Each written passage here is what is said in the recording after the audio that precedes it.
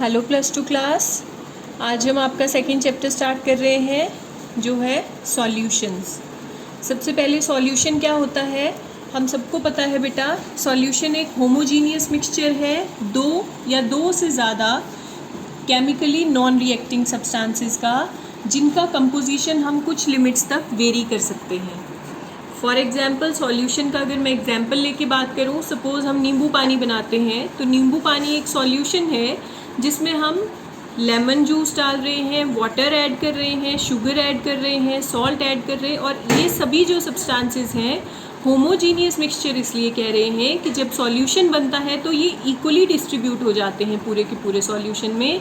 इनका एक जैसा टेस्ट आता है पूरे ग्लास में, और इसी तरह से जो सब्सटेंसेस हैं वो भी दो या दो से ज़्यादा कितने भी हो सकते हैं। इनका जो कंपोजिशन है वो भी फिक्स नहीं होता। जैसे आप शुगर कितनी डालते हो, नमक कितना डालते हो, नींबू कितना डालते हो, वो आपकी अपनी चॉइस पे डिपेंड है। अब जब हम किसी होमोजीनियस मिक्सचर की बात करते हैं तो सारे के सारे जो पार्टिकल्स हैं उनका मॉलिक्यूलर साइज़ कितना रहता है 10⁻⁹ मीटर डायामीटर में, और जो डिफरेंट कॉन्स्टिट्यूएंट्स हैं मिक्सचर के उनको हम किसी भी फिज़िकल मेथड से, जैसे फिल्ट्रेशन से, सेटलिंग से, सेंट्रीफ्यूगिंग से सेपरेट कर सकते हैं बहुत आसानी से। हर सॉल्यूशन जो है वो दो कंपोनेंट से मिलके बनता है, एक सॉल्वेंट है और दूसरा सॉल्यूट है।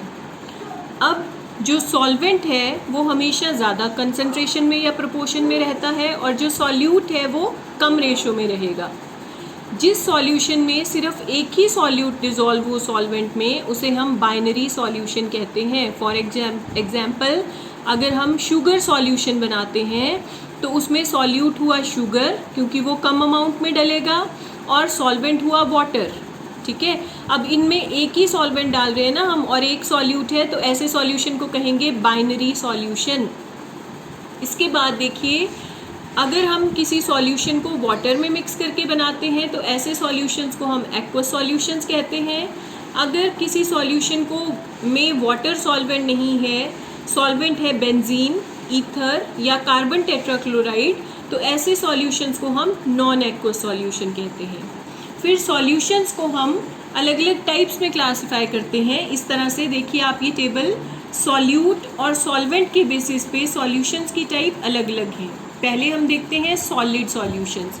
सॉलिड सॉल्यूशंस वो वाले जिनमें हम सॉल्वेंट की जगह पे सॉलिड को लेंगे।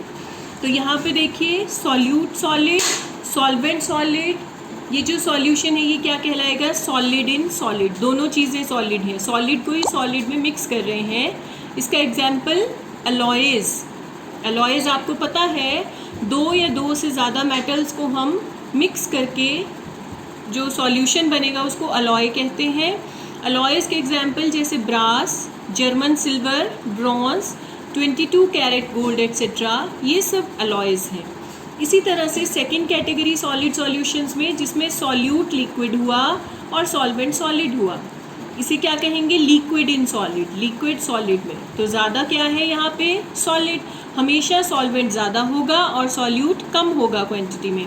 तो अब ऐसा कोई एग्जाम्पल सोच के देखिए आप जिसमें सॉलिड ज़्यादा हो और लिक्विड उसमें थोड़ा सा ही डला हो। इसका एग्जाम्पल है hydrated salts, amalgam of mercury with sodium. किसी भी मेटल का अमलगम, अमलगम किसे कहते हैं, जब मर्करी मेटल के साथ आप किसी दूसरे मेटल का मिक्सचर करते हो तो वो अमलगम कहलाता है। थर्ड देखिए, सॉल्यूट गैस है और सॉल्वेंट जो है वो सॉलिड है। इसका एग्जाम्पल हुआ गैस इन सॉलिड, और example dissolved gases in minerals. जो भी मिनरल्स हैं जैसे हाइड्रोजन पैलेडियम में, तो ये एग्जाम्पल हुआ गैस इन सॉलिड का। इस तरह से लिक्विड सॉल्यूशंस के एग्जाम्पल्स भी हैं, गैसियस सॉल्यूशंस के भी।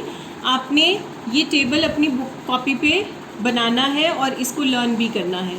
तो आज के लेक्चर में इतना ही करेंगे। Thank you, have a nice day.